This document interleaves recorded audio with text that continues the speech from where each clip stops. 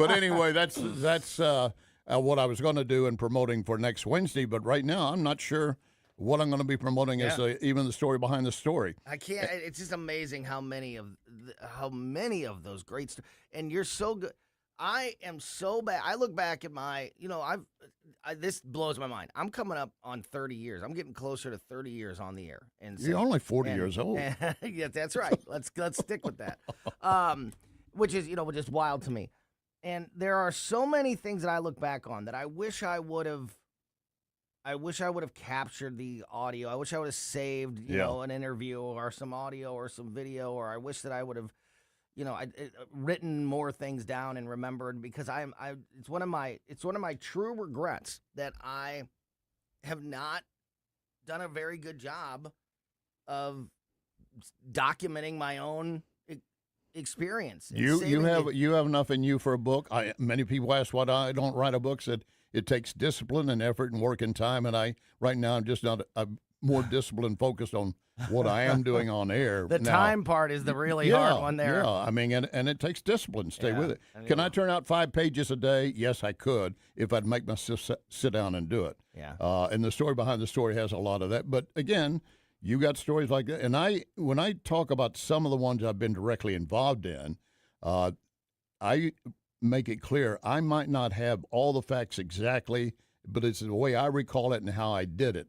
But the ones like the Mother Teresa, I document those things point by point, so there's no question of the validity. Yeah, that's so awesome, and the fact that we get to hear those stories and you share them every night on the program is really, really great. And again, tune in every weekday afternoon, 6 to 8 p.m. Larry Connors USA here on News Talk STL. That was a long-winded answer to what I thought about Iran. Not at all. I'm not thinking about Iran right now.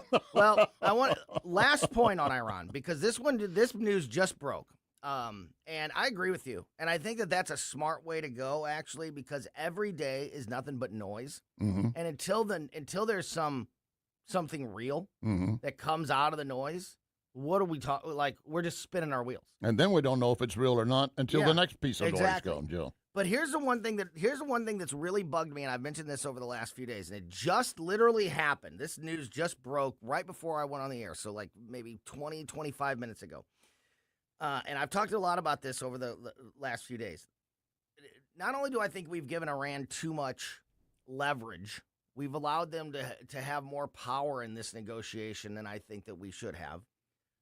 They have been talking trash, on the international, to the international press, on the international stage, more than I think we should be allowing them to.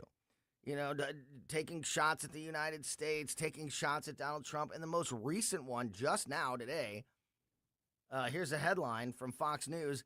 Iran fires warning at Trump to muzzle his pets after Israel threatens Machatpa Khomeini. Larry, how long until Donald Trump just slaps them down and says enough is enough? I don't like how we have given them a platform. A platform and a seeming position of power throughout these negotiations. They are a power, and he's acknowledging, and he's trying. It's diplomacy, and it's an ugly mess. It's kind of like you really don't want to know how your chili is made when you get down to it, Yeah, that's a good point. So that's a good point. I just want to enjoy it. Yeah, absolutely. Well, we'll see, and I'm sure this week in the 4th of July break will bring its own set of drama and news surrounding this. We'll keep an eye on all of it, and I like this. I like the approach of let's focus on the important, real stuff, and some not of the get things, caught up in the drama. And some of the things Iran is saying, you find it right here in our country by the left, especially the left. They are hijacking base Democrats. Once again, in Colorado last night, a Ethiopian-born girl who came here with her father under one of our visa programs, a lottery visa. She's now going to be serving in Congress, upsetting a 15-year veteran for the Democrats in Congress. I didn't really like that person either, but at least she was a sane Democrat. Mm-hmm. Today, Senator Fetterman, obviously one of the sane Democrats, still calling them out.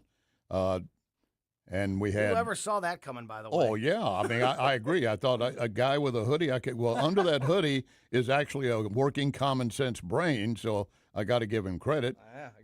And Senator Moreno, by the way, is proposing that after the birthright citizenship ruling from the High Court, he said, I want to go back to 1993. I'm going to introduce the exact bill that then leader of the Senate, Harry Reid from Nevada, introduced. He was Democrat head of the Senate, and a bill that would basically say, no, you cannot be born here and automatically have U.S. Citizenship. That was Harry Reid. Right. He said the Democrats passed it then. Well, today's Democrats, no, they won't. Well, how many of those stories can you tell about how different the Democratic Party is, even since, in the last 2 months. Harry, like you said, Harry Reid wasn't that long ago. No. I mean, Barack Obama, even how far they've come since Barack Obama is pretty insane. I'm glad you brought those up. Got a few minutes left here with Larry Connors. Samuel Alito came out today. He was one of the people that dissented against the court's ruling in the birthright citizenship. And he talked about and reacted to that ruling and said that it was a serious mistake. Right. He called it grotesque. Grotesque. Yeah. You're absolutely correct. What was your reaction to, let's stick with the birthright citizenship here, because there was several important rulings that were made here recently, but on the birthright citizenship, what was your reaction to it, and what do you think will come from the, there's been Republicans talking about trying to implement a new constitutional amendment, or maybe just, through legislation address this. What was your reaction to the ruling in general, and what do you think the path forward, if any, will be? Well, I'll tell you this. I had Hans von Spassky on yesterday, as you know, was with Heritage. Now he's with the American Freedom Foundation. And I made a statement that said, well, the court really cannot rule on the effects of the ruling on our nation. They cannot look at what this mass immigration is doing to our nation. They have to focus on the law. And he said, yeah, but even then they didn't do that right. And listening to Hans, I agree. And you point out what Alito said. Justice Thomas said the same thing. He said the court has stuck with English feudal principle that treated citizens as subject to the king. Well, we're past. That's why we have an Independence Day. And I think that we did talk about, the issue of ratification. Mm-hmm. In fact, my commentary today running, which is going to be at the end of your program today, points out, what are the odds we could get such ratification? It has to go through the Congress first. It has to be approved to be put forward as ratification. That's one option. And the last time we overturned an amendment with a new amendment was 1930s. Yeah. And I'll point that out later in the commentary. Yeah. It's a tough process. And with today's divisive politics, with today's Congress, I don't think you can make that happen at all. And I can't see another ruling coming up anytime soon that would give a chance to flip-flop. But Roe v. Wade did end up turning around decades down the road. But what's going to happen in between there? We have already many coming to this country to have their baby born here. Yeah. So then they can go back to their country with someone who has an American citizenship. That's going to increase, and they can come in legally in certain ways. Yep. And in fact, the one that won the Colorado congressional position last night, as I said, her father came in under our lottery system. Every year we have about 500 to 600,000 lotteries for those who want to come to America. You put your name into Hopper, literally, and if they pull your name, then you get to come to the USA. Well, she was a baby when her father won the lottery, coming to America, and he was a socialist then. And I don't know if he changed once he got here, but he's got a daughter that's obviously gone the far, far left. Birth tourism. Exactly. Is that the most 2026 term you've ever heard in your life? Yeah. Birth tourism? It's not going to Disneyland. Where are you going? Not to Disneyland. I'm going to America to have a baby. To have a baby. Yeah, we're going to time it perfectly. So we just cross that line right as I'm in labor. And then we'll have, and you did a great job there, Larry, and it's exactly what Samuel Alito did today. He, in his dissent today, he described a hypothetical scenario in which a foreign national gives birth in the United States before immediately returning to her home country as part of a larger plot to eventually harm the United States. Yep. He said, quote, suppose the child never visited the United States while growing up and was indoctrinated with hatred of this country. According to the court, that person is a citizen of the United States. He can enter and leave the country as he pleases. He can travel the world on a United States passport. Right. Even if he plots to harm this country, he cannot be deprived of his status as a citizen. And listen, we know one thing about these terrorist groups.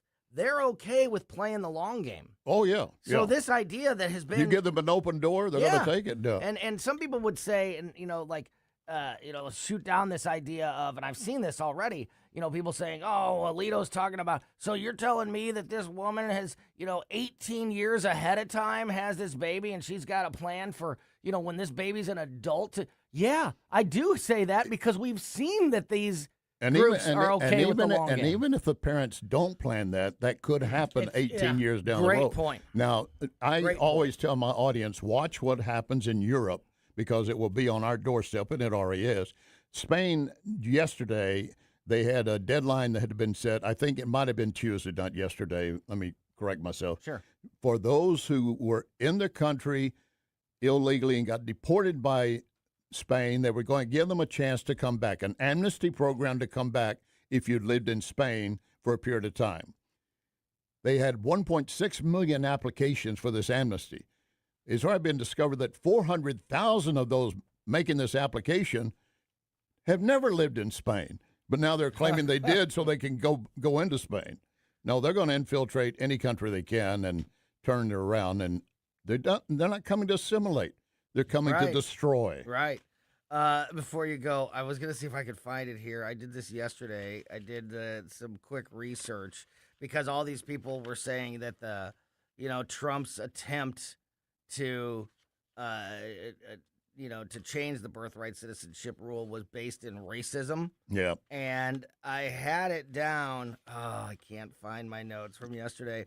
I went and I looked, and it's of the 197 countries recognized by the United States on Earth, there's a difference. There's 197 countries recognized by the U.S. There's 195 countries recognized by the UN because they don't recognize Taiwan or Kosovo.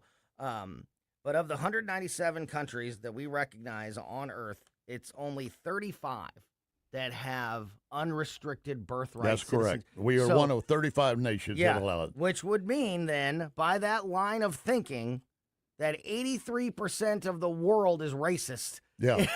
Well, that term, that even came out from Justice Ketanji Jackson, referenced Justice Clarence Thomas, because he was against continuing birthright citizenship.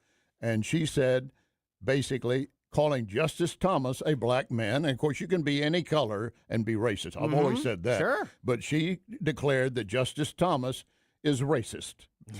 Wow. It had nothing to do with the color of the baby. Right. We're talking about birthright nothing to do with race. Yeah. We're talking about how countries determine citizenship to their own countries. Yeah, 82.3% of the world would be racist along that line of thinking, including every country except 2 in Africa, every country except 1 in Asia, every single country in the EU, and every single country in the Middle East. And you know where they do have birthright citizenship? Mostly this hemisphere. Yes. Canada, yes, you're right. Mexico, You're right. Central, South America. It's all, you're right. It's all over here. It's in North and South America almost exclusively, like literally almost exclusively. Last question, Larry. As we get ready to go into this 4th of July holiday, the big 250th celebrations, how do you feel about the momentum, or maybe lack thereof, that the Republican Party, the Trump administration has as we get closer and closer to the midterms? I think it's growing stronger because the Democrats are self-imploding. And I believe that's going to continue. They're more fractured. It's a seismic quake happening inside. They're looking to have more of these socialist, communist, Marxist wins. And you're not going to, the base, Bernie Sanders is suddenly looking fairly conservative compared to some of these people. Can you imagine? And that's frightening. But it is. I'm dismayed. So is Letitia James. Oh, I know. She's looking more to the center than. Yeah. She called out, along with Governor Hochul, the same thing, calling out for him endorsing Chevalier, who does not believe in interracial marriage. I had James Carville on yesterday. He said, "How can I support her? She doesn't even believe in interracial marriage."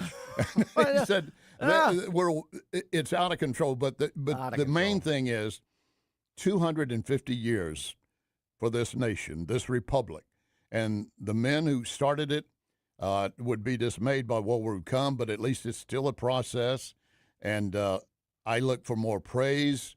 I'm disappointed so many hate America. That recent survey showing 25% of them Democrats, identifying as Democrats, don't think we're one of the greatest, and 4% think we are the worst nation.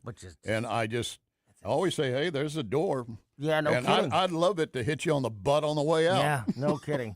Larry Connors, great stuff as always. Thank you, sir. For Thanks your for the time, invite. God bless everyone, and happy 4th of July, 250th Independence Day. Yeah, back at you, buddy. We'll be listening tonight and every afternoon, 6 to 8 p.m. Wish Larry me luck Connors, in Vegas. USA. Yeah. I could always use luck. Good luck, baby. Thanks, Larry. All right, we're going to continue the conversation. As I mentioned, the great Stel Ponticus, producer Stel, will be with us in about 15 minutes, 10 minutes from now. Before that, I want to talk a little bit more about some of these Supreme Court rulings, including NBC's coverage of the trans ruling, the men and women's sports ruling. Last night, NBC News put a disclaimer on their coverage, a trigger warning, essentially, before they talked about the ruling because they didn't want to hurt anybody's feelings when they, announced the common sense truth that came out of the court yesterday. So we'll talk about that and more as we continue here on Colombo and Company.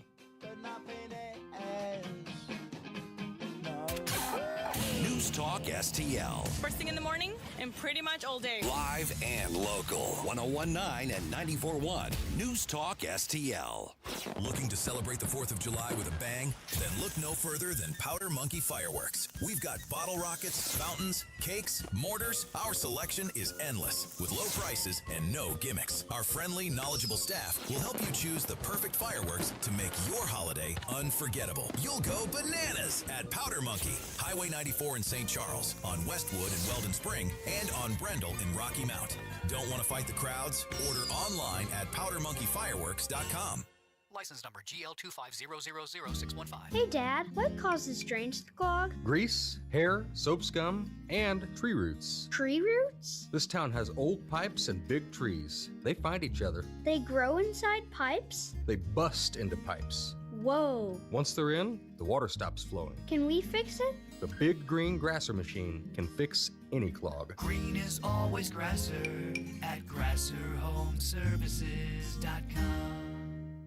Celebrate America's 250th anniversary with Monty's Family Fireworks in Troy, Missouri. Located at the corner of Highway 47 and Fairgrounds Road, Monty's Family Fireworks has the best prices in town. You'll get the most bang for your buck with a fantastic selection of fountains, bottle rockets, cakes, firecrackers, and assortments. Along with friendly and knowledgeable service that'll help you find what you need to put on a great show. So come on by Monty's Family Fireworks in Troy and get ready to have a blast this 4th of July. Tim Jones and Chris Arps in the afternoon. The U.S. Supreme Court released a mixed bag of rulings this week. What do they mean for you, your family, our nation? We'll ask Legal Eagle Zach Smith at 4:20. Tim Jones and Chris Arps. Weekdays at 4 on News Talk STL.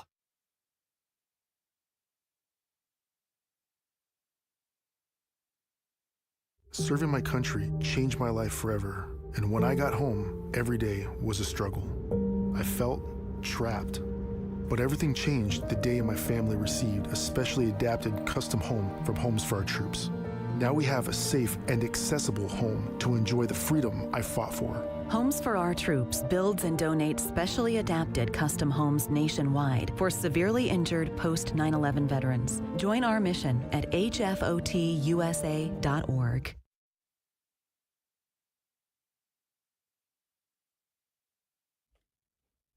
Welcome back to Colombo and Company on 101.9 News Talk STL. Thanks again to Larry Connors from Larry Connors USA. You can hear that fine program every afternoon, 6 to 8 p.m. here on News Talk STL. We are going to be joined in just a few minutes, about 10 minutes from now. We're going to be joined by the great Stell Babe, Stell Ponticus, producer Stell, our intrepid Cub reporter in the field, covering all the important news you need to know. Also coming up in the 3 o'clock hour, we're going to open up Close's Cabinet, talk to our buddy Mark Close from KC95, and dig into some of the very important local issues of the day as we are somehow into the month of July in 2026. Crazy that we are this far into the year, and now that we're into July, we're talking about next month, August. These August primaries in the state of Missouri that are so important with issues like Amendments 1 and 4 and 5. And I want to unpack some of those important elections that are coming up with Missouri State Representative Travis Wilson. He'll be with us in just about an hour from now here on Colombo and Company. Following up on some of that conversation that we just had with Larry Connors, talking about the fallout and the reaction from the Supreme Court rulings that came down this week, both yesterday and on Monday. You know, that mail-in ballot ruling is also a really important one that I think deserves more conversation. But the fact that that came down on Monday, and then on Tuesday, all the news dropped with the transgender sports ruling and the birthright citizenship ruling, that mail-in voting ruling has sort of gotten pushed to the back burner. But that's just as important as all of them, at least in my opinion. So I want to continue to make sure that we are talking about the impact of all of these rulings as we go through the show today and, you know, in the coming days and weeks. But this was something interesting. So, you know, everybody's got something to celebrate. Both sides have got something that they are crowing about, and both sides have something that they are targeting and angry about. The conservatives and the libertarians are celebrating the trans sports ruling, the ruling that allows states to ban boys from playing women's sports and ban boys from going into the girls' locker rooms and bathrooms, which is just ridiculous. And, of course, this is the one that has the left all worked up and angry. And a lot of those people that are all worked up and angry about this ruling are in the mainstream media, including at NBC. And it wasn't just NBC. The ABC News did this last night. NBC News did this last night, and you'll pick up on this if you watch any of these reports about the rulings yesterday. But NBC last night basically issued a disclaimer. NBC News issued an on-air explanation last night about quoting the terms biological male and biological female, language drawn directly from the Supreme Court's ruling on transgender athletes in women's sports. Anchor Craig Melvin said, quote, "Just a quick note here. The terms that we're using here during our reporting, biological male, biological female, the High Court put those terms in quotations in their decision and their dissent. But just so you know, we're using those terms from the decision itself, biological male and biological female. I guess because those words are triggering for some people. I don't know why, but apparently those are triggering words for some folks. So before NBC News, one of the most mainstream platforms you can find, maybe the most mainstream news platform you can find, is concerned about the term biological male. That is somehow a triggering word, at least in the eyes of the people at NBC News. That is just absolutely wild to me. And if you listen, you'll see it everywhere. Like I said, ABC News did something similar, and CNN has done something similar, where they talk about this ruling and they put these disclaimers on there like, well, listen, we're only saying these terms. We know there's nothing. We know that, there's nothing factual about a biological male. We know that's not real. But this is what the court said, so this is why we're reporting it this way, because it's absolutely ridiculous. But it's like they're apologizing for reporting on this story. It's wild. Speaking of the fallout also from the court ruling on boys playing women's sports, the trans sports ruling, Tim Walz, somebody needs to get to Tim Walz and just tell him, you know what, buddy, let's just sit down for a little while. Let's just sit down, have a glass of milk, and maybe don't talk into the microphone. Tim Walz put out a post calling the Supreme Court girls' sports ruling cruel, and that has backfired on him in a big way. Every time this guy opens his mouth, he was one of the ones talking about what was appropriate and inappropriate at the White House, and everybody was like, what's inappropriate is allowing a bunch of your taxpayers to lose a whole bunch of money to fraud schemes the entire time that you're there. Same thing happening now. Minnesota's Governor Tim Walz facing backlash on social media after denouncing Tuesday's Supreme Court ruling on transgender athletes, calling it cruel. He said, quote, as the Supreme Court says states can be cruel to trans kids, my message is clear. Here in Minnesota, we stand with the value our trans neighbors and youth. Again, those two things are not connected. You could value trans rights and citizens, and as you know, I always say, it doesn't matter to me. Love who you love. Live how you want to live. I don't care one bit. That doesn't mean that boys get to go in girls' locker rooms. These two things are not related. They are not connected. And Tim Walz immediately got dogpiled by people saying, you know what, buddy? Probably not the guy. Probably not the guy to be calling things out like this after all the damage you've done, all the fraud you've allowed, all the cruelness that has gone on in the state of Minnesota under your watch. So, yeah. This guy could have been vice president. This was the guy that they picked. This is the guy they picked to be on the ballot, to be on the ticket as the vice president. What a joke. Can you even imagine? There's a timeline out there where Tim Walz is vice president, and that is terrifying. All right, we're going to roll along here on Colombo and Company, and we are going to get Stel Pontakis, producer Stel Babe, into the conversation as we continue to unpack these court rulings, get you up to speed on what's happening in Iran, get you up to speed on what's happening here locally as we get closer and closer to the August primaries and the November midterm elections. A lot going on a busy Wednesday afternoon. Now into the month of July somehow. Coming up on that 4th of July holiday. You're listening to Colombo and Company on 101.9 and 94.1 News Talk, STL. You feel it every time you check out. Prices up, paychecks stretched, families squeezed. That's why Ann Wagner's fighting to get government off your back and out of your way. Wagner passed the largest tax cut in American history, expanded child tax credits, ended taxes on tips, overtime, and Social Security.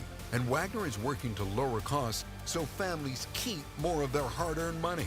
But Ann Wagner knows delivering for Missouri means more than just protecting their wallets. It means protecting our streets as well. That's why Wagner fought to secure our border, deport dangerous illegal aliens, partner with law enforcement, and put predators behind bars and off our streets so our neighborhoods and communities stay safe. Because real effective leadership protects what matters most: your money, your family, your safety. Ann Wagner for Congress. I'm Ann Wagner, and I approve this message. Paid for by Ann Wagner for Congress.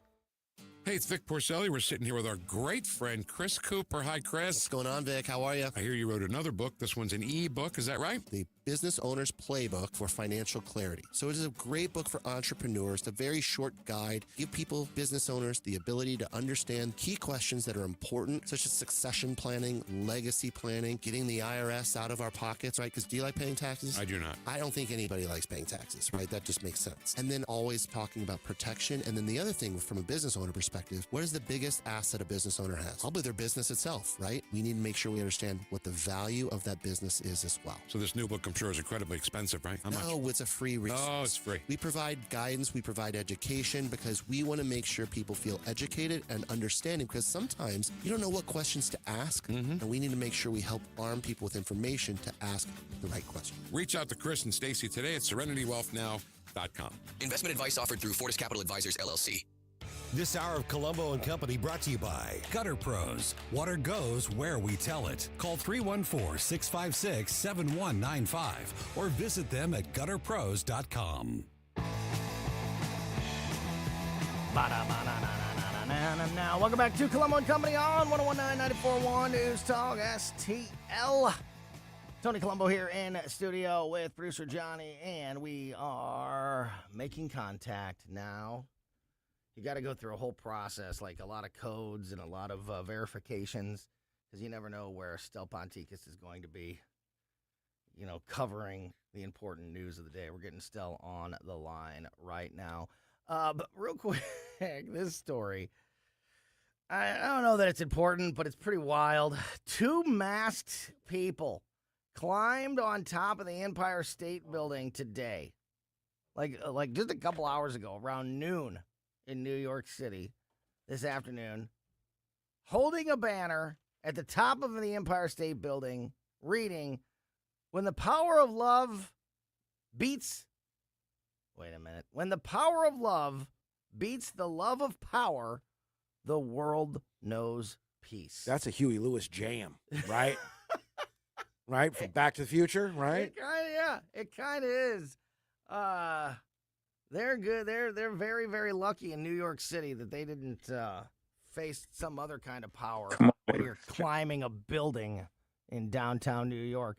I think we got Stella on the line with us now. Stella, are you there? I am here undercover. Yes, indeed. Yes, baby. Did you see this story about these 2 people in New York that climbed? I saw that about an hour ago, and I was terrified looking at the video. They're climbing the Empire State Building. They get to the very, very top. They unveil this banner that says, when the power of love beats the love of power, the world knows peace. Then apparently the guy had proposed to the girl because he went and got something out of his backpack and got down on one knee. The couple are now in custody. Charges are pending. At least that's what the last thing I saw was charges are pending. I don't know what they're going to be. No injuries reported, and it remains unclear how the people were able to scale the building. Stell, listen, I get nervous. My son left his hockey stick in his friend's backyard. This is a true story. Last week, one day, he left his hockey stick in his friend's backyard, and it was 10 o'clock at night when he's like, I love my hockey stick. He gets worried. And I'm like, let's go over there. I was like, can you just go in the back? And I'm a little bit nervous. I'm with him because I don't want anybody, I don't want, people in the neighborhood who see other people hopping fences and going in people's backyards in the middle of the night. I don't want there to be a misunderstanding. That makes me nervous. These guys are climbing a skyscraper in New York City with no permission, obviously. I mean, kind of a dunce move to be doing that, and they're lucky they didn't. I wouldn't assume that they were up there for when I first heard positive reasons. I had my money on crypto or gambling site. Yeah, I was like, they're gonna whip out one of those, kick banners or stake.com. I was gonna be a crypto rug pull thing. Yeah, my bet was that they were gonna get taken out by a sniper. But still, what do you make of these 2 guys climbing the Empire State Building? I'm terrified just to get on a ladder. Well, there you go. That too. No kidding. Climbing a building like that. And as soon as I saw it, I was trying to look further down to where that entranceway would be to get on the roof area, and I couldn't see any security folks down there. Maybe there were some and they just didn't show up in the video.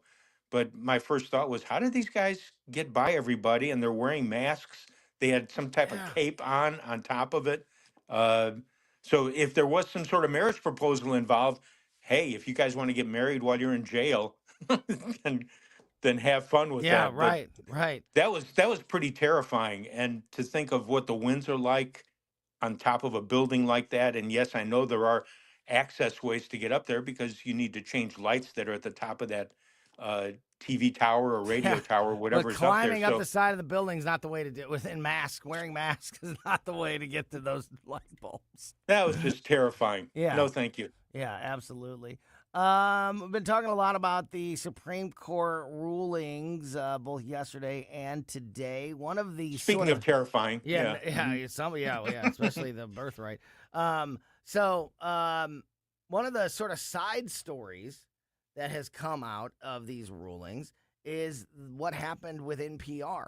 And I haven't had a chance to talk about this on the radio yet. Oh, yeah. And I think this story is fascinating because I think it gives a real inside look at how certain media platforms operate and how sometimes seemingly there's not a whole lot of fact checking or confirmation being done before some of the largest platforms on earth are reporting the news. This is regarding Nina Totenberg, longtime NPR court reporter.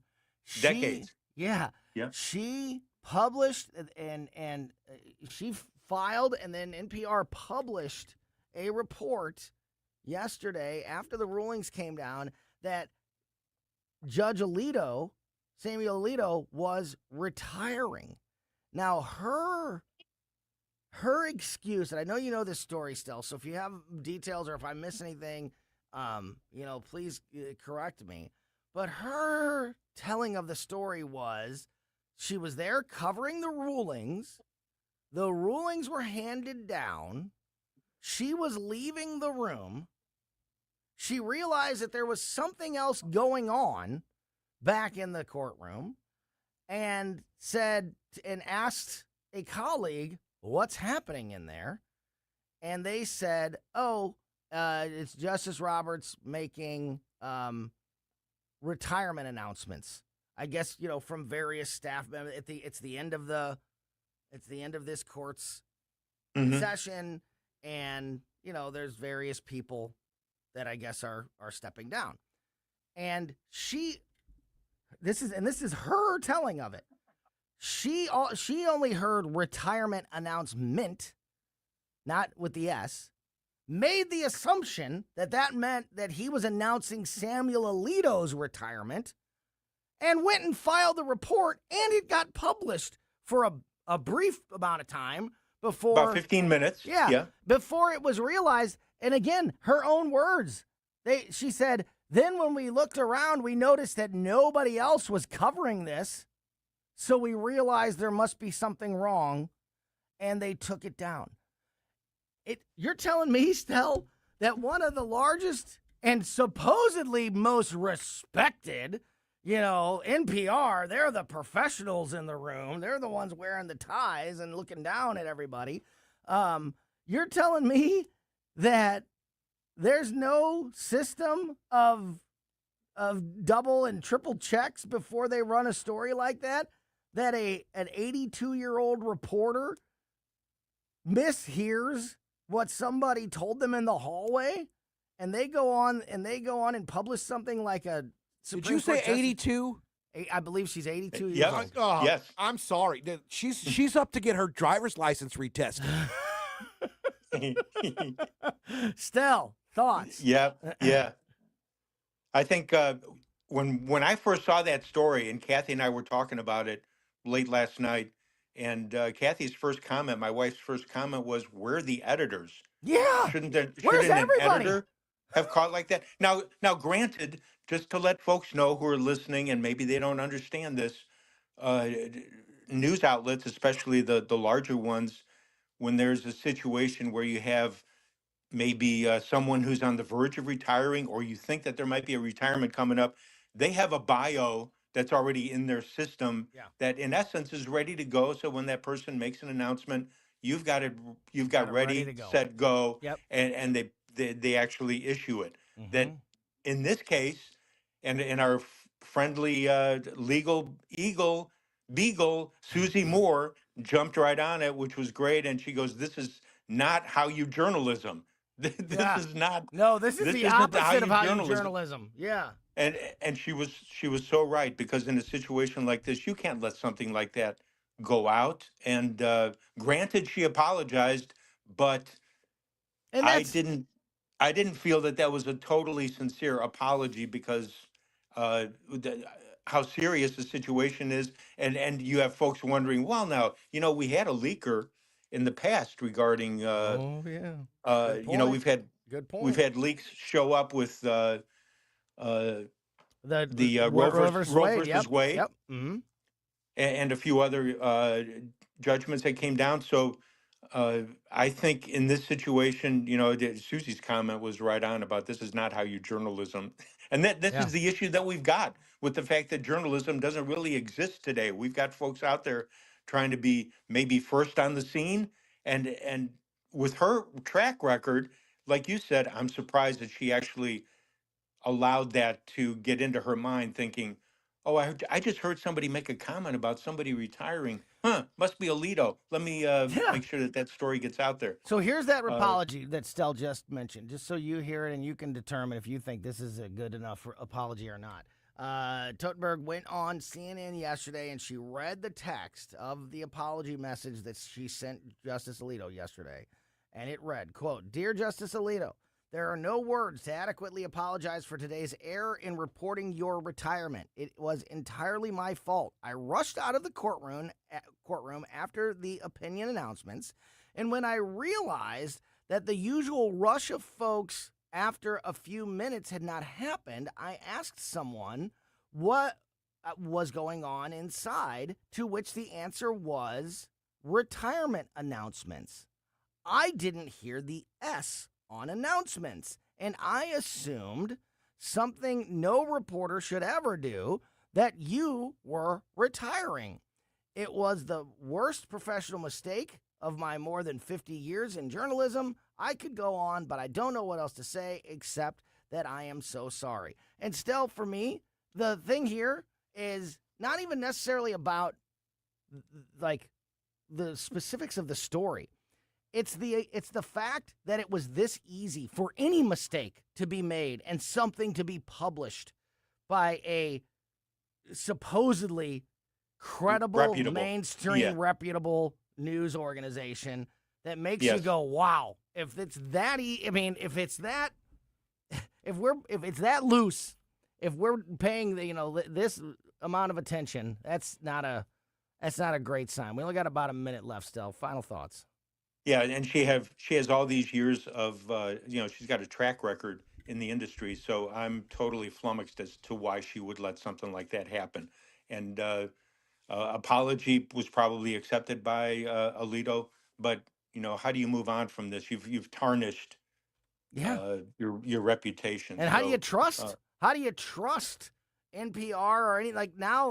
Looking at everything, you're going to think to yourself, how much verification was put into this process, and are we going to get another redaction because this wasn't true? But very interesting story still. Yeah. So I know we're running out of time here. I just want to mention, as your intrepid Cub reporter out in the field covering news and sports, it's the Cubs and the Cardinals at Wrigley Field this weekend. Big holiday series between the two teams. Happy fighting birthday, for America. second. That's right. Yep. Still, thank you, buddy. Have a great holiday and keep it here. Close to Cabinet next. If you have a phone, you have a radio. Wherever I'm at, home, car, wherever. Download the all-new News Talk STL app. If you have a phone, you have a radio. Just a convenience on the phone. Streaming live on the mobile app. Love the new app. And listen anytime, Everywhere. anywhere. 1949, the last time a Republican held the top post in St. Louis City. A gallon of milk was 84 cents, and streetcars ran down Grand Avenue. Unfortunately, St. Louis City streets are no longer the epicenter of family and business life. In the 80 years of Democrat control, our city has been on a steady decline. Hello, Kirk Ilsinger, chairman of the Republican Party for the city of St. Louis, and we believe it is our duty to provide a different path forward. I invite you to our meetings the first Thursday of every month. Learn more at stl-gop.com. Paid for by St. Louis City Republican PAC. Curtis Farber, Treasurer. Hey, it's Tony Colombo, and it's tough to pick, but my favorite sandwich at Capriati's is the cheesesteak with a side of Cap's awesome fries. Visit Capriati's now at 2 locations on Manchester at McKnight and Rock Hill, and now in Creve Coeur on Olive, just 1 mile west of 270. Dozens of out-of-state law firms are crashing into St. Louis trying to get your business. My advice, rely on a hometown firm. Under Law has been here for years. There are lawyers raising their families right alongside yours. And when you're injured by someone's careless actions, you are entitled to full compensation. You want lawyers who will not bend to big insurance, but will stand defiantly protecting you. Under Law, O-N-D-E-R, underlaw.com. Under wins. 1 in 4 women will have an abortion before the age of 45 in this country. That's the tragedy we must work to stop. Mike Ferguson from The Morning Show here, and that is why Reach Reproductive Health is here, to empower parents to save the lives of innocent children and to see these families come to Christ. And you can be a part of saving and changing lives. So pray and visit outreachforlife.org to learn more, volunteer, and donate. That's outreachforlife.org. KLGY HD3 Clayton, K270BW Bellefonte, KNVS Bowling Green. This is News Talk STL at 1019, 94.1, and always streaming at newstalkstl.com. New in Washington, President Trump says his objective in going to war with Iran remains unchanged. The denuclearization of Iran is very simple. And Iran cannot have a nuclear weapon. Otherwise, all of this stuff that we look at, all of these things that we do, the country's never had activity like it's got right now. So we're building more factories and car plants and other things. We went for years without ever building one car plant. Now we're building many car plants. The president speaking to reporters today before he took off to North Dakota, where he was speaking at the opening of the Theodore Roosevelt Presidential Library. The president also said today that Republicans will hold their first ever national convention ahead of a midterm election this year. The convention set to be held in Dallas on September 9th and 10th. Vice President J.D. Vance says discussions between the U.S. and Iran are going well as they hold indirect technical talks in Qatar about the Strait of Hormuz. Just ensuring that we continue to make the progress on that, and that's what they're focused on. And then, you know, we're going to, obviously, we're worried about the nuclear issue. We're going to start talking about that. So right now the talks are going well. It's still pretty early. And the talks are based on a 14-point interim accord signed last month. President Trump posting about the death of one of the singers in the YMCA song, an anthem from the 1970s he's helped to make famous. One of the men behind the 1978 hit YMCA has died, and President Trump paying tribute to him on his Truth Social page, writing, Village People singer Victor Willis is dead at 74. He was a great and happy guy who loved that I used his group song YMCA at my rallies. It became a monster hit again 30 years after its original launch. We will think of Victor every time YMCA is played, like today and all throughout this July 4th birthday week. My condolences to his wonderful family and group. Victor Willis will be sorely missed. God bless him. Laura Winters reporting. More at townhall.com. Progressive presents the Museum of You. We begin our tour with a unique piece, a relic from the early big screen television era. Remarkable. Next, we find a juicer, which historians believe has only ever been used once. And finally, compact discs from the emo era. A rare find indeed. Some things should be history, but until then you could protect what's important to you and save by bundling your auto insurance with a renter's policy from Progressive. Progressive Casualty Insurance Company affiliates and other insurers. Not available in all states or situations. Hey John, why so glum? I just got let go. The company's downsizing. This is the third time in the last 2 years. I'm done with this. Have you thought about My Computer Career? I've heard they can train you for a career in IT in just a few months, including cybersecurity and the basics of AI. And you don't need prior training or experience. Now that's a recession-resistant career. Wow, thanks. I'll check them out. Go to mycomputercareer.edu and take the free career evaluation. mycomputercareer.edu, an Elite CompTIA certification partner. Financial aid is available to those who qualify, including VA benefits. From the News Talk STL Weather Center.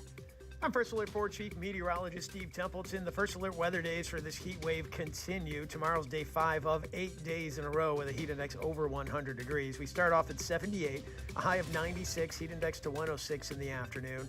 Turning partly cloudy and a 10% chance for a little spot storm in the afternoon to early evening. Friday's about a 20% chance for one of those spot storms, a high of 95 and a heat index of 105. That's the latest from the First Alert 4 Weather Center. I'm Chief Meteorologist Steve Templeton. This hour of News Talk STL brought to you by Chris Cooper and Serenity Wealth Management. Business owners, download your free playbook for financial clarity at SerenityWealthBiz.com. That's SerenityWealthBiz.com. This is what's happening. If we can keep the economic pressure on, it will break them even further. I don't want to have boots on the ground. This president is stepping up to correct the problem that's been going on for 47 years. 1019 and 94.1. Number one for conservative talk. News Talk STL. Looking for a great place to play golf and host your next event? Sugar Creek Golf Course in High Ridge is more than just exceptional golf. Our clubhouse is the perfect spot for private parties, family get-togethers, and unforgettable celebrations. Make your special day even better with our welcoming atmosphere and outstanding service. Visit sugarcreekgolfcourse.com for more information. That's sugarcreekgolfcourse.com, where great golf and great memories meet. sugarcreekgolfcourse.com. On the next Larry Connors USA. The story behind the story, the Catholic Church named Mother Teresa a saint. Others claim she was a monster. Larry Connors USA. Now weeknights 6 until 8 on News Talk STL.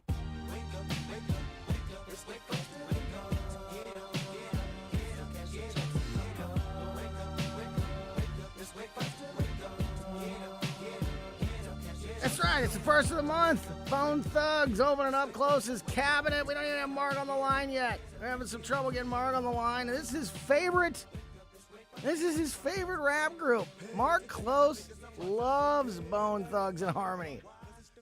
And we're getting him on the line right now as we open up Close's cabinet here on Colombo and Company, brought to you, of course, by Weber Chevrolet. Skip Weber unable to be with us this week, but, of course, never forget that your number one place to go if you're looking for a new vehicle is one of the 3 area Weber Chevrolet dealerships. And, also don't forget about Weber Ford out in Granite City also. The entire Weber Automotive Group is there to serve you. Weber Chevrolet is about to turn 125. Next year, they turn 125. So they are half as old as the United States of America, which is absolutely crazy that Weber Chevrolet has been servicing the St. Louis area and has been a part of the community for that long. Still no Marker? Dude, he's pissed about the Bone Thugs thing.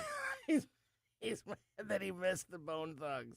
No, he didn't answer. Yeah, that's all right.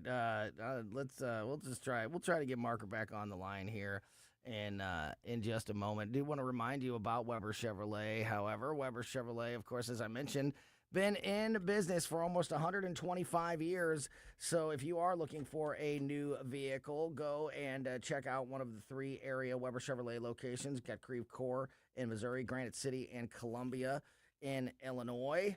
And nobody's going to give you more on a better, nobody's going to give you a better deal on a car. Nobody's going to give you more for your trade-in than the team at Weber Chevrolet, and nobody's going to take care of you in that vehicle for the entire time that you have it more than the service departments at Weber Chevrolet. That, to me, is what makes them, stands them apart from the rest. And you can learn more about what's happening at all 3 Weber dealerships by going to WeberChevrolet.com.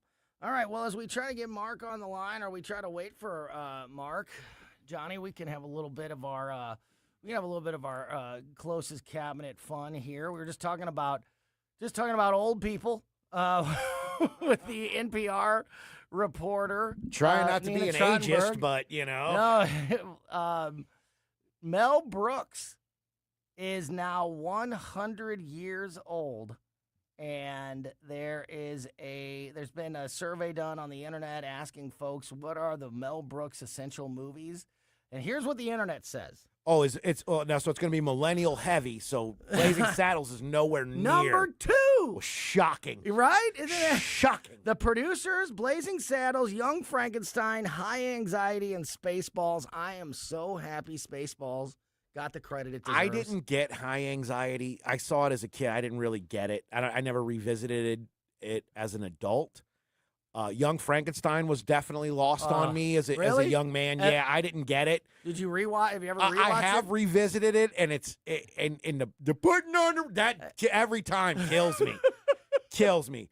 Spaceballs. That's a classic from my childhood. Like that should be number 2. It should go Blazing Saddles, Spaceballs. Yes. And I didn't really, Made us Schwartz be with the you. producers was like, I get it. My girl works in theater. Like, there's a lot of inside baseball jokes about theater and stuff like that. And I don't know. So, Springtime for Hitler. Yeah, that's funny, I guess. But that's number 5.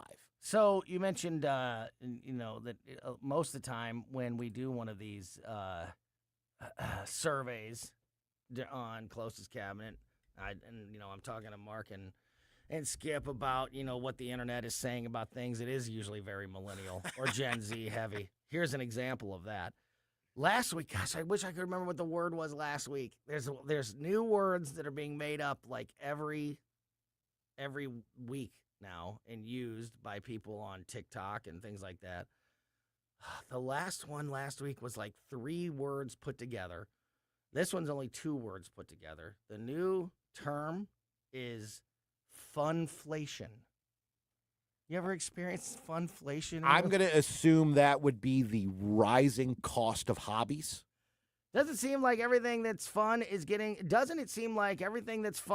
way more expensive? Concerts, vacations, sporting events can all drain your wallets nowadays, and economists on TikTok have a name for it. Funflation. You're exactly right. Latest example is this year's World Cup.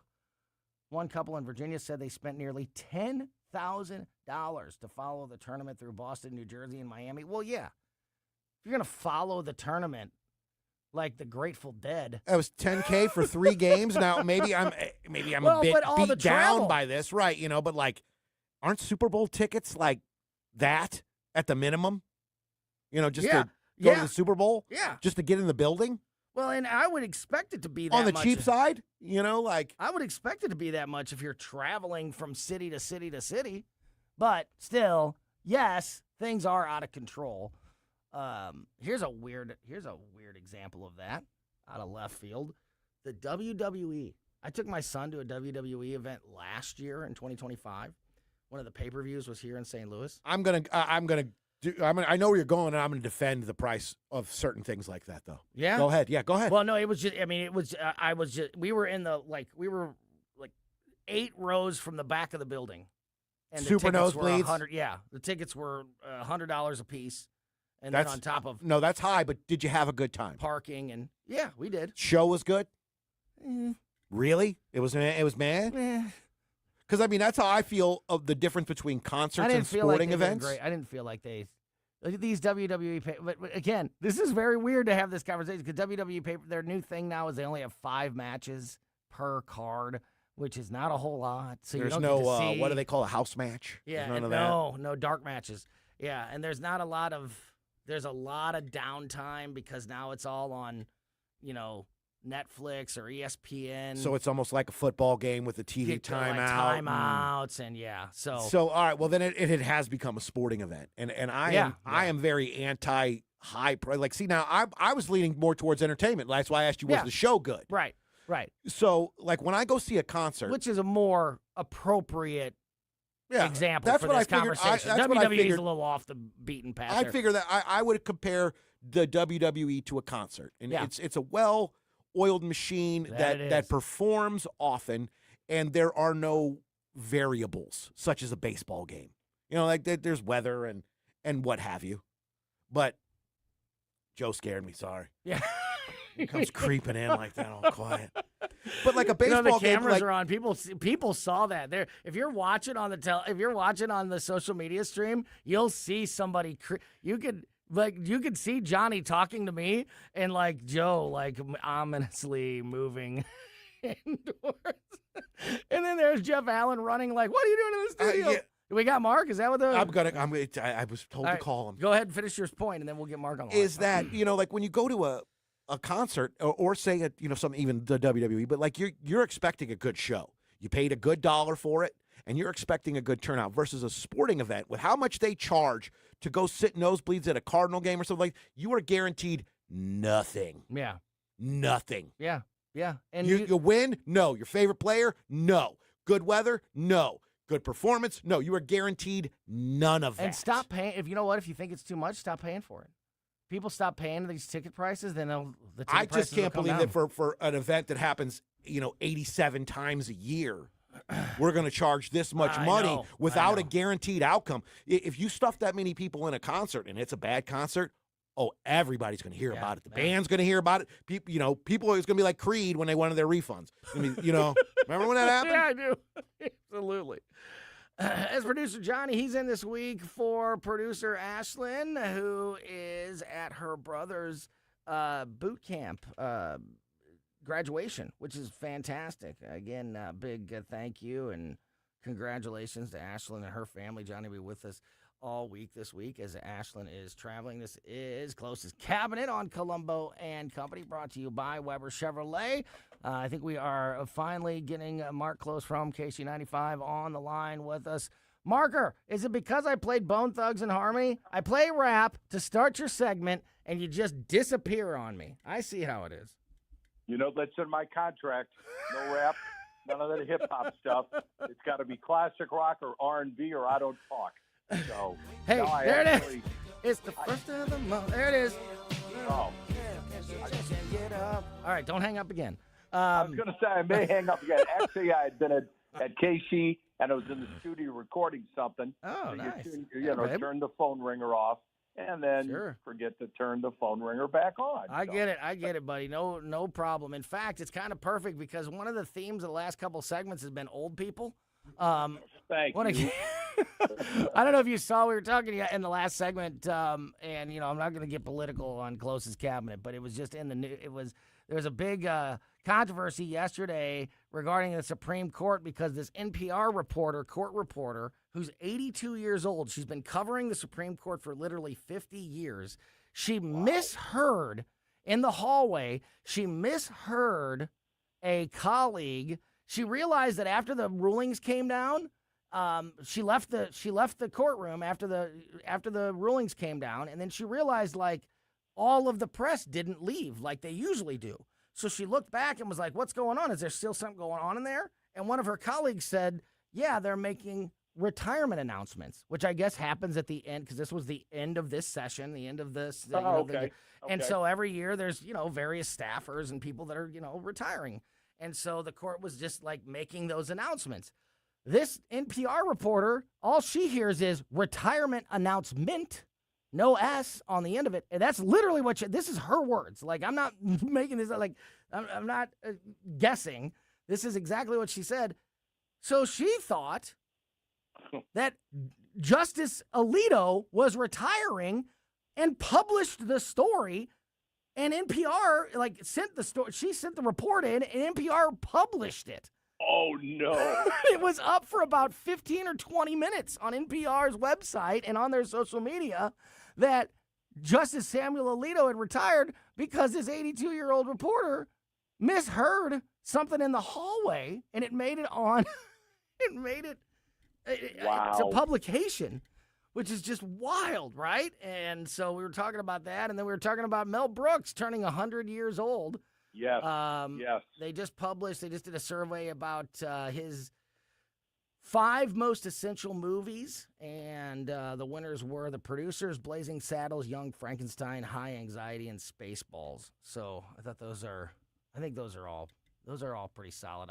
We were just talking about how I particularly Blazing Saddles and Spaceballs for me, also Young Frankenstein. Right. Well, it's interesting. Young Frankenstein and Blazing Saddles came out in the same year. Those two movies came out in You're right. Year. 1974. You're exactly right. That's crazy. I didn't realize that. Both barrels loaded. Woo, oh my God. No kidding. So then, as we continue this conversation about old folks, this is a new fad. People are now buying grave sites next to their favorite celebrity. A new report says some celebrity superfans are spending serious money to be buried next to their idols. Here are some of the wildest examples. One Marilyn Monroe fan paid $195,000, so $200,000, for a mausoleum crypt near Marilyn's final resting place. A Judy Garland fan spent more than $50,000 on an urn niche right next to her. He even filled it with his own art for now, I guess, until he goes into it. Okay. In New York's Woodlawn Cemetery, plots near jazz legends Miles Davis and Duke Ellington go for about $70,000 a person. And at Hollywood Forever Cemetery in Los Angeles, a burial spot starts at $200,000, and custom mausoleums can be as high as $6 million, and people are paying for them so their eternal resting place can be next to some celebrity that they like. Marker, what is going on? Well, I will tell you that my lovely wife Fern and I have had the discussion that when I go, which could be at my age any day now, they're going to put me on the Weber Grill, then bury the ashes in the backyard. Right now, I'm on an acre and a half. I got some plots available for $29.95 cash if you want to be buried next to a well-known disc jockey, or maybe a not well-known disc jockey. In fact, further away you get from me, the more expensive it gets. I thought you'd go under the shed, so you'd be right underneath the zero turn. How are they going to fit him on the Weber Grill? About seeing if they could build a coffin in the shape of a zero turn, and then at the end of it, just start. You guys could go together. Just drive into the cemetery. It's like, there he goes. So, yeah, this kind of comes under the definition to me of people that have too much money. $195,000, yeah, $50,000, or million. Up to $6 million. All the way up to $6 million. What if you? Well, and the one thing you haven't mentioned is that you're dead. You're dead. I mean, I could even say, all right, here's the deal. For $50,000, you can go on vacation with Marilyn Monroe, or you can hang out with Mick Jagger for a weekend, it's like, I get it. That's something you can talk about for the rest. I wouldn't do it, but I get it. But I mean, you're dead. It's not going to make never mind, who you're next to, what you're doing, and all that. I don't know. What if because I know you're sitting on just a mountain of cash over there. I know it's crazy. Blowing out the window. So what if you called up your beautiful daughter, Dr. Beaner Close, Dr. Beaner Close, and you told her, hey, look, I know you think that you're getting all this cash. I know you think that you're getting this mountain of money from me when I go. But I just put a $6 million down payment so I could be buried next to Jimi Hendrix. How do you think your family? How do you think your offspring your family would respond to the fact that Dad just spent all his money so he can be buried next to his favorite celebrity? Well, I think the psychologist, Dr. Close, would go, all right, he's flipped, he's gone, he's I'm taking over power of attorney. He's no longer in his right mind. Absolutely. Either that or she'd lose my number and go, he's no good anymore. See you later. Goodbye. I'll be honest with you. People were paying $25,000 for Knicks basketball tickets. Oh. They showed a World Cup. It was a family of four. Yeah. This spent like $8,000. $10,000. We just talked about it. If you would have been listening to your own segment at the beginning, you would have heard it. $10,000. I was taking a nap. But anyway, I can't. People have come to me and I get it. There's certain things I like. Money is number one, but there's other things I like. Family's in there somewhere. But I mean, for somebody to come to me and just they're in the top 10. Courtside tickets for the Knicks for the playoff. Or I had a friend of mine when the Blues won it in 2019. He had season tickets pretty much up in the rafters, and he had them for a long time. And when they got into the Stanley Cup playoffs and they're getting down there, some guy he had 4 tickets, and he paid some ridiculous amount for this guy's 4 tickets that bought him season tickets for the next year. Oh, so yeah. My mind doesn't work. I don't get it. I don't hold it against anybody. Like, if you have the money and you feel like that's worth it, then knock yourself out. But I just don't get it. There is nothing, REM is probably my favorite band, and they're retired and they've stuck to it. They have not played in years. If REM said that they were coming back out for one last show and I could buy tickets, but they were $1,000 a ticket, I'm not paying. And there's nothing that I like that much. No, I'm again. And people say, "What do you collect?" And I said, "Yes, dollar bills. That's what I collect." And I've been doing it for 73 years now. I guess, and like you said, I'm not putting people down. It's your money. Right. I talk about it all the time on the HD station. I think they were saying the average price for concert tickets now is like $400. You can get some lawn seats and get it cheaper, but when you average them all together, like the Rush tour, those seats, those are going for a couple $1,000s in the first 5 or 6 rows. And the sporting event, for the Super Bowl or the World Series or the Cup and all World Cup, if you want to spend your money, and then also you got to look at a lot of times when you see those people spending that money, they got stupid money to begin with. They got a ton of money, and $25,000 is like $5 to you and me. It doesn't faze them at all. So, you got it. You want to spend it, put it back in the economy, knock your lights out. I'm not going to do it, but you have a good time. Speaking of the hottest ticket in town, I've tried to avoid this, but it's just starting to be everywhere. The Taylor, that Close too. Quarters Yep, show. that. Yeah. Yeah. Are you guys maybe you guys are playing this event, the Taylor Swift Travis Kelce wedding, and all the hubbub, and all the secrecy, and if somebody I saw a headline today. I didn't. Like I said, I don't want to talk about this, but it's everywhere. You got to. So I didn't. Yeah. So I didn't. I didn't prep the story, so I don't have it in front of me. But there's people are like, oh, did a roadies or did a construction worker's T-shirt give away secrets about the because somebody there was some work going on at Madison Square Garden today. It's been going on for and the guy had a T-shirt on, and they're like. It said garden party or something like that, and they were like, "Is this some kind of?" Is it like TMZ's all over it? Is this some kind of inside information or some about what's going on in there? And then they're talking about how they're building a castle inside the arena, inside Madison Square Garden. That's what TMZ is reporting is happening. And how guests have been forced to sign NDAs. Oh, yeah.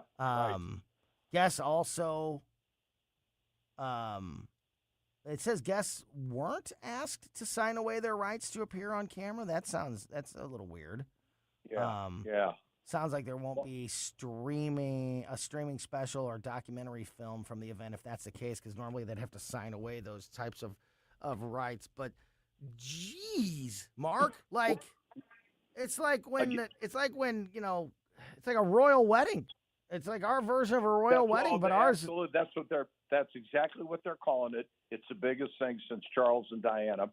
And the thing about with the Madison Square Garden, they've been working on it. Supposedly they're doing a rehearsal party on Friday, maybe this Friday, and the actual wedding on Saturday. And the rehearsal's 100. This is what I've heard, and the actual wedding is 1,000. And the wedding goes from 4 o'clock in the afternoon till 4 a.m. in the morning. And it was really interesting you should mention this because before I left the station, I was talking to Riz and learned from the morning show on The Point. Yeah. Riz is from New York. Yep. And he thinks it's going to happen. Learn and I think they're setting up like a smoke. Oh, this is a decoy. This is a decoy event. A decoy, and then she'll open it up to her fans, and they'll have a closed circuit because supposedly the people that have been invited still don't have no information. They still don't know where they're going or what time they're going to be getting their like little notes or whatever, or special, communication saying, go to the airport, get on the plane, fly here, blah. So that's supposedly happened. But I could see him putting up a smoke screen, and God knows she's got enough money. And then open it up and you can watch on closed circuit when she gets married, in Dubuque, Iowa or something like that. But and then the other part too is the cops. If they're closing down those streets, they're supposedly bringing in every cop. There's no off-duty police officer that day because they need them around there. And this is just coming after the Knicks. That's some crazy overtime money that New York, which is not exactly loaded with money, is spending. So, will Taylor give a couple bucks back to the city? If it happens, I would think she would, because God knows she's got enough. So nothing is that cool. Nobody is that cool. Nothing is worth all of that. It is it's too much. Could you imagine calling somebody, being so have such a self-importance that you call your closest friends and family and you say to them, look, you just put your life on hold for about a week. Yes. Because I can't tell you right now, but at some point, a car with tinted windows, a black SUV with tinted windows is going to pull up in front of your house. They're going to grab you and throw you in the back seat out of nowhere. They're going to rush you they're going to blindfold you, rush you to an undisclosed location so you can be a part of our wedding. And it could happen tomorrow or it could happen in a couple of weeks, but just just put your whole life on hold and wait for me. And then when we get there, it's going to be 12 hours long. I can't. Yeah. Sounds like a Catholic wedding. Yeah. Do a couple of those too much, baby. Too much. Yeah. Margaret, go ahead. Yeah. I was just going to say, and it's like people are just her audience loves this kind of stuff, whether it's the younger girls or the older ladies. They live for this kind of drama and all that stuff. So they're just, I guarantee you, there's probably young women all over this country right now that are making plans and looking at airfare to get to New York. Oh, yeah. Be outside. They're stalking out. Yeah, they've got hotel rooms as close to Madison Gentlemen, Square Garden as they I'm going to let you in on a secret about Taylor Swift that's going to make you look at this whole thing differently. Yeah. It's a CIA psyop. That's exactly what this is. I hope that could be, and also what Mark said could be, and I hope Mark's right. I hope it's all a decoy.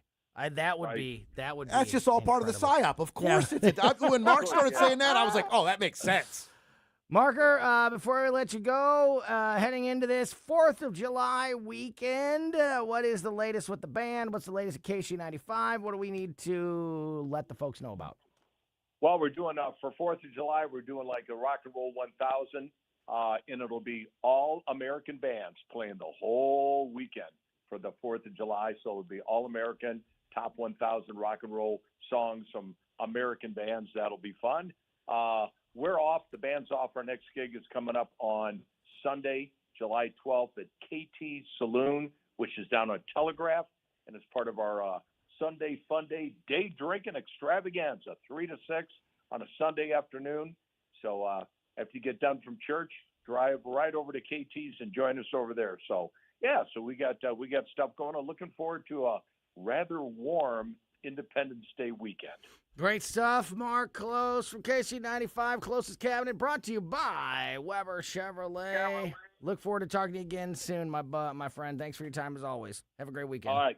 Yep. Take care, buddy. You too. All right. Great stuff there. And got to get back into some of the news of the day, including tackling some of these local issues, as we mentioned. Now that it's July, we could say next month. In fact, it's less than 5 weeks away, the August primaries in Missouri. In about 10 minutes, we're going to be joined by Missouri State Representative Travis Wilson. He's going to be in studio with us so we can discuss the latest on all these important local issues that are going to be dealt with at the ballot box in literally weeks from now, which is absolutely crazy. You're listening to Colombo & Company on 101.9 94.1 News Talk STL. If you have a phone, you have a radio. Download the all-new News Talk STL app. Love the all-new News Talk STL app. And listen anytime, anywhere. Fox News commentary with Brian Kilmeade. Next. Need life insurance but have diabetes, high blood pressure, or on anxiety meds? If you're a 50-year-old male, even porky, or with type 2 diabetes, $1 million of life insurance may only cost you about $200 a month. For affordable term life insurance, call Term Provider and speak with Big Lou at 800-444-2013. 800-444-2013 or visit biglou.com. Remember, Big Lou's like you. He's on meds too. 800-444-2013. Here's Brian Kilmeade. Now, if you're surprised by Democratic Socialists winning the New York primary, you have not been paying attention. This did not happen overnight. And it's not even the only state this is happening to. Socialists are winning races across the country, from city halls to state legislatures and now U.S. Congress. Whether you call the progressives or socialists, doesn't matter, because this is not about one person. It was about shifting an entire party. Now the ideas that were once considered kooky are winning primaries. They're no longer trying to pull the Democratic to the left. They're on the left. And in many places, they are going to stay on the left. Even moderate Democrats are starting to push back now. The group of House Dems launched a centrist pledge, declaring that they're capitalists, not socialists, and not anti-Israel. They see what's happening to their party. They're trying to stop it. This new wave isn't just progressive. It's saying things that even the Squad once would not say. For more commentary like this, go to foxnewspodcast.com. News Talk STL is proud to have Doug Voss of Safe Bunny Radio as part of our lineup each week. Doug has been a staple on the St. Louis radio airways for many years as one of the leading financial experts in the area. You can now hear Doug and Safe Bunny Radio every weekend on News Talk STL. But in case you miss anything, you can check it all out at DougVossSafeBunnyRadio.com. What else do our listeners need to know, Doug? Simply put, I focus on helping pre-retirees and retirees build, preserve, and protect retirement assets, and I've been helping my clients solve their insurance and financial needs for the past 33 years. I also strive to educate my clients on how to prepare for retirement, minimize the impact of market volatility on their assets, and deal with the challenges of increased longevity. Call me today at 844-676-SAFE. That's 844-676-7233. Doug Voss is a registered representative. Securities offered through DHL Securities, LLLP. Member FINRA and SIPC. Tim Jones here from my great friends at Comprehensive Chiropractic, the premier chiropractic and sports performance facility in the region. How do I know? Simply put, they've helped me on many occasions. Here's another solution to your everyday aches and pains. The Studio Health and Wellness Center. Services include Pilates and yoga, both with certified instructors. I can also highly recommend the massage therapy, which is not an indulgence. It's a proven method of healing and restoration. Trust my friends at Comprehensive Chiropractic in Eureka, cchiropractic.com. That's cchiropractic.com.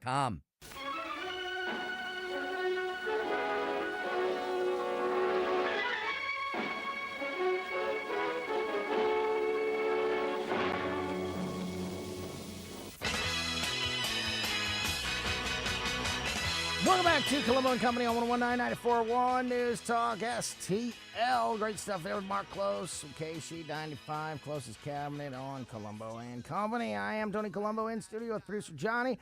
In just a few minutes, we're going to be joined by Missouri State Representative Travis Wilson. We are less than 5 weeks away from the August primaries in the state of Missouri, with some majorly important decisions that are going to be made by voters at the ballot box, including on Amendments 1, 4, and 5.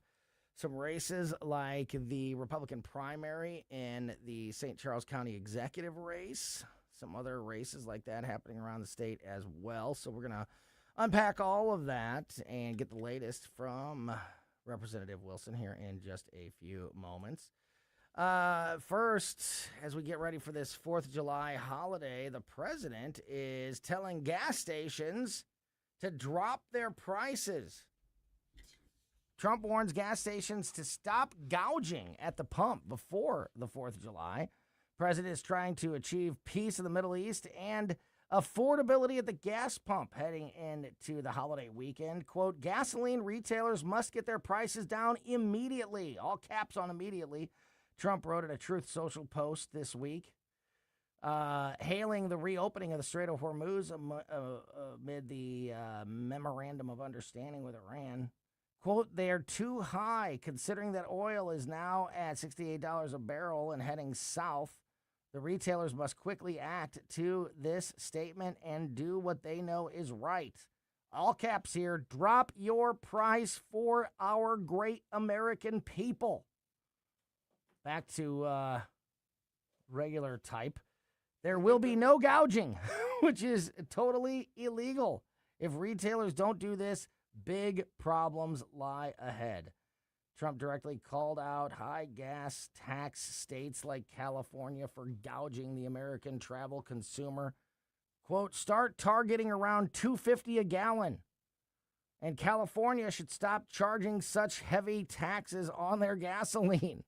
Soon the tax will be higher than the product itself, and the United States will not stand for it, nor will the people of California, who are being abused by these ridiculous taxes and by their own government. By the way, the word taxes was capitalized, which is just great. I love the way the man types. I was led to believe during the past administration the president didn't have anything to do with the gas prices.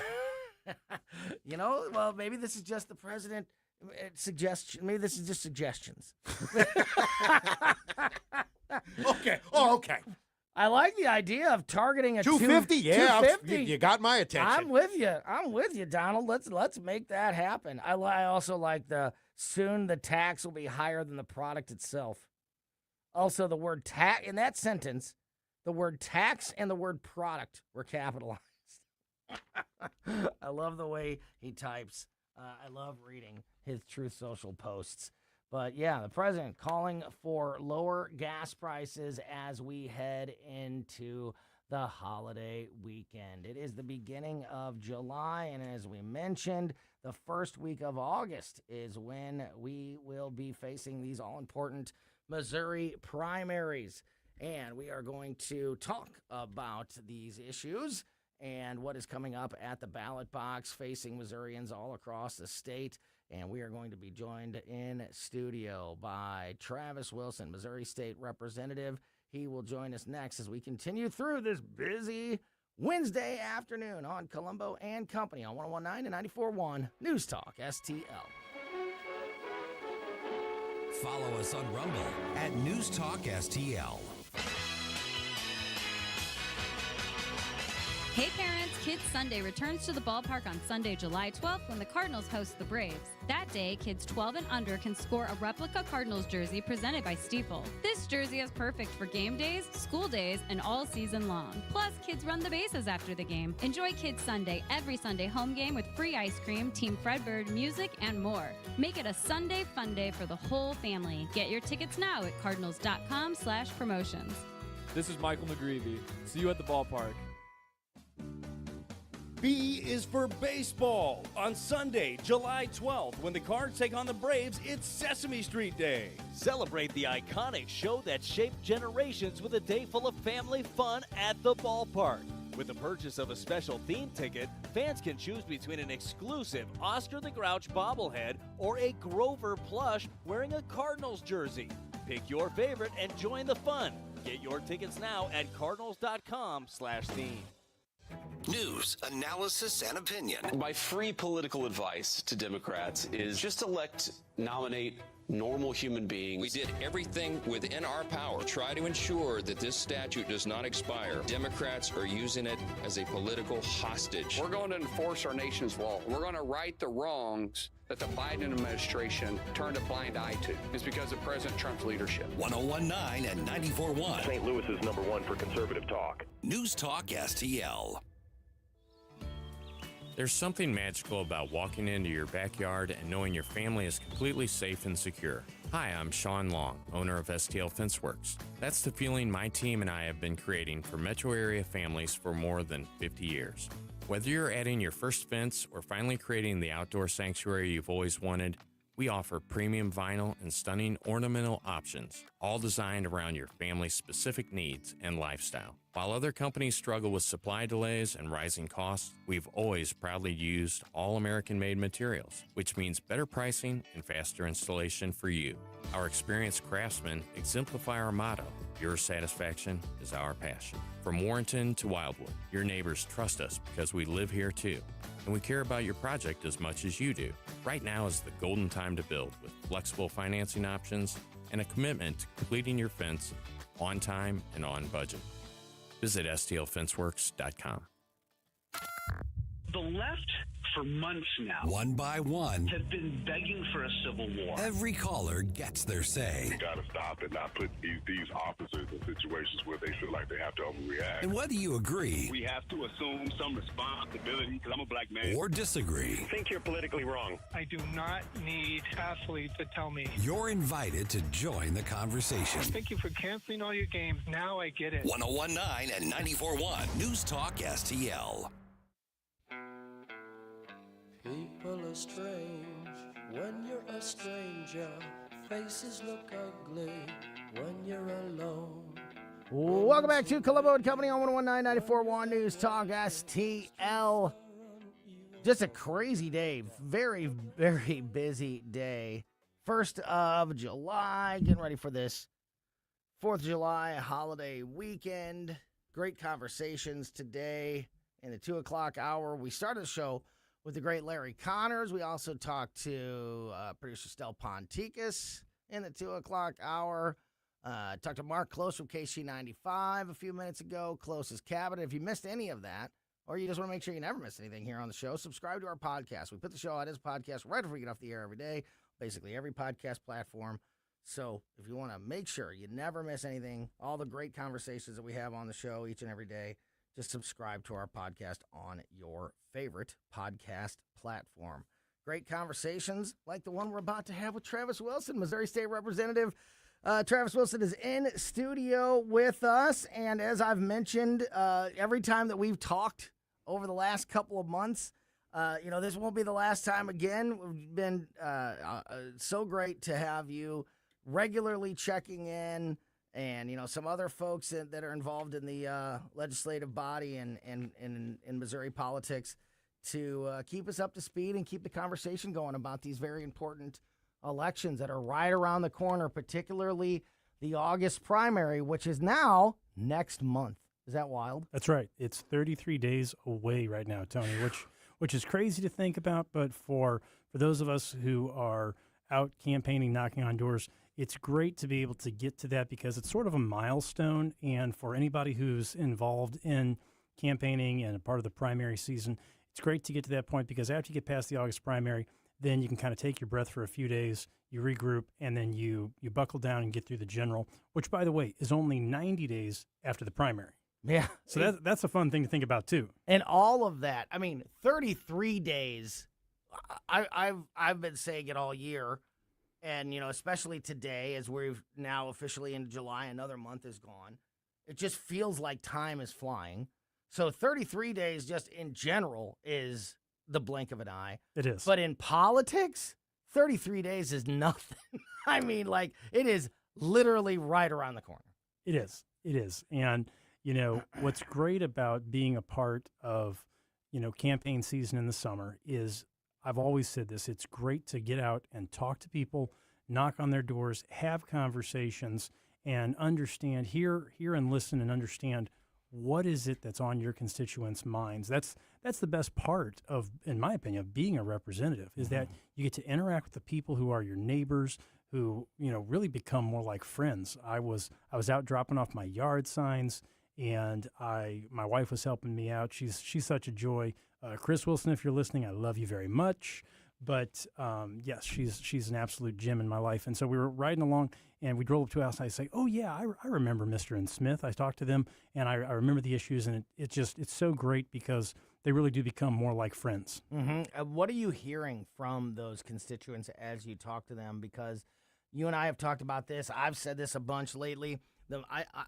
My priority and what I think is the most important thing for Missouri voters and St. Louis metro area voters is to understand these issues that are going to be on the ballot box in August and to understand how important it is to have your voice heard in these elections in August because these are massively important issues. Correct. What are you hearing from your constituents about what their their focus is, their priorities are, and also are you seeing that engagement? And are people, understanding, or people, engaged and understand how important these elections are? And do you have, optimism that there's going to be a lot of engagement with these elections in August?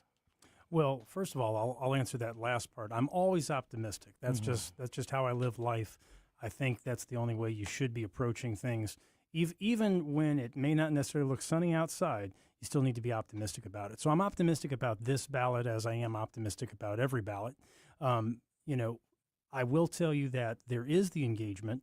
People are interested, and they're interested at all levels. I mean, just this past Sunday when I was at church, go to church right there at Restoration Church in St. Charles, right off of Highway 70 and the 5th Street exit and whatnot. But my own cousin came up to me and started asking me questions about Amendment 4, which has to do with initiative petition reform. And so there's a lot of questions out there. And so that's what's great about being out and about talking to people, is being able to give them the information and talk to them and try to address those concerns. And that's what I think a primary part of our job should be, is trying to help spread that information, the correct information, and get the word out. So you mentioned Amendment 4. That is one of the real hot button issues. A lot has been made about the political ads surrounding these elections in August when it comes to especially Amendment 5 and Amendment 4. And also, I'd like to not forget about Amendment 1 or some of these other issues. As far as important as 4 and 5 and some of these things are, they're not the only things on the ballot. And there's other priorities and other things that we need to be talking about and people should be educating themselves on. But when it comes to the political ads, I tell, a lot have been made about, well, what this person's saying this or these people are saying that. Listen, we're just getting started. We got these August elections and we got the November general elections. You're going to be bombarded with political ads and people that are trying to get their message out on both sides of the aisle. The important thing is that you do your own research. You go to the people that you trust, the platforms that you trust, do your own digging, understand what these issues are, and make your decisions, as far as what you think is best for you. Don't let political ads on either side of the aisle tell you what you should be and shouldn't be voting for. Amendment 4 is a particular hot button for me, as we've talked about in the past. I was fighting for IP reform for years. I was thrilled when it finally was addressed last year. Absolutely. By you guys in the special session last summer.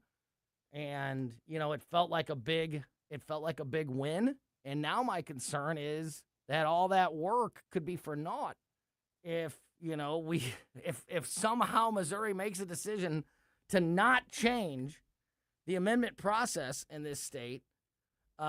It would just be mind-boggling to me.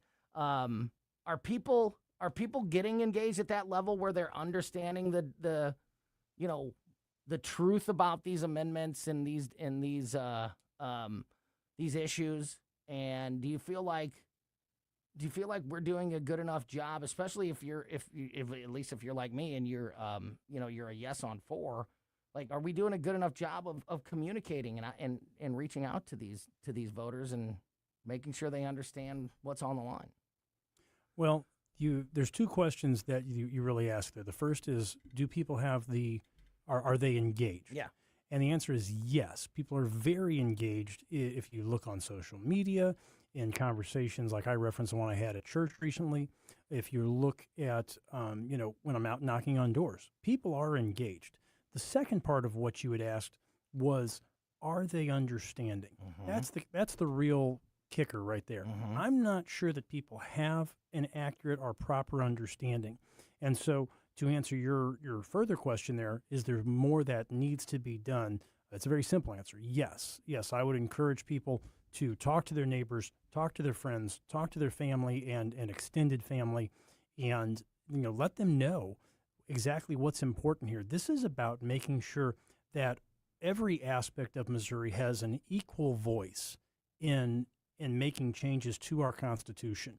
Do I believe that changes will occur to our Constitution in the future? Yes, I do. Do I believe that it needs to be a more thoroughly vetted process than it is at the moment? Yes, I do. And that's really what this is about. I just in conversations, I've compared it to something like, say, the Electoral College. The way that we're changing the initiative petition reform right now is helping to make sure that everybody has a more equal voice throughout our state, and that not one region or two regions that perhaps have a certain political leaning are dictating to the rest of the state that may have a different political leaning. They're not dictating one to the other. It's about all 8 congressional districts having an equal say in the matter. Yeah. And that's really what this is about. As you hear from, we got just a couple minutes left here with Missouri State Representative Travis Wilson as we get closer and closer to these midterm elections that are now 33 days away. That's crazy how close that is. You said that, you've been talking to a lot of constituents, a lot of voters out there. Is there a specific issue or two, or even a specific question or two that you're hearing the most? Is there a lot of commonality in the concerns that voters have that you're talking to, or is it spread out all over the place? What's been your experience with that? My experience with that would really relate to Amendment 5, which is doing away with income tax. And so there's a lot of communication that needs to happen regarding that topic. And you're starting to see that. I know when I went to the mailbox just the other day, I saw a piece of mail in my mailbox that had to do with Amendment 5. And so I was pleased to see that. I think there should be more of that. And here's where I think people are misunderstanding. People are saying to me, this is going to hurt seniors and this is going to hurt low-income families. And the reality is, and what they're really saying is, people don't need to be paying more for the milk and eggs and bread than they already are because, life's challenging and things are expensive, et cetera. And so I sympathize with that. And here's the good news. It's not going to affect things like groceries. Now, what I tell people is I like to wear, these fun shirts that I pick up at Macy's. They have a house brand called Club Room, and they're all sorts of fun shirts. You got that squiggles on them, polka dots, paisleys, whatever. I like to, when I go and pick that up, I imagine that'll probably cost a little more. Yeah. But I'm making a choice. Right. That's the whole whole point of it. It's not coming directly out of your paycheck. Right. It's that tax is now on something that you're purchasing. And the good news is that we'll debate and have a conversation about how that's going to look, instead of the blind, just we're taking this much out before you even get a say. Exactly. Before you even get to touch it. Yeah. Exactly. That reminds me a lot. We're coming up on July the 4th, and so that reminds me a lot of taxation without representation kind of thing. Yeah, absolutely. Travis Wilson, I know we'll get you back in here a couple times before we get to these August elections. So that means you're going to be here at least 2 more times the next 33 days. I'm excited about it. In the meantime, if people want to learn more about you and your campaign and the issues that you're focused on, what's the best way to do that? Website, social media, where's Absolutely. So the website is wilsonforstc.com. Wilson for S, and that's spelled out. So it's WILSONFORSTC.com. And then they can always also follow me on social media. I'm on Facebook. I'm on LinkedIn. It's Wilson for St. Charles. And so happy to always share updates. And at the very least, they can always give me a call. 314-540-1965. That's my personal cell phone number, 314-540-1965. Thank you so much, Tony. Yeah. Representative Travis Wilson, thank you for your time. As always, look forward to talking to you again very soon. Have a great holiday weekend, my friend. All right, that is going to do it for Colombo and Company this afternoon. Johnny and I will be back tomorrow at 2 o'clock. In the meantime, keep it here for Larry's commentary next. Then, the Tim Jones and Chris Arp Show on News Talk STL. John Beal knows it right after a hailstorm. New roofing companies start popping up everywhere. But the Small Business Administration reports 96% of them go out of business within the first 5 years. So how good is that warranty? John Beal started in the roofing business helping his granddad and his dad.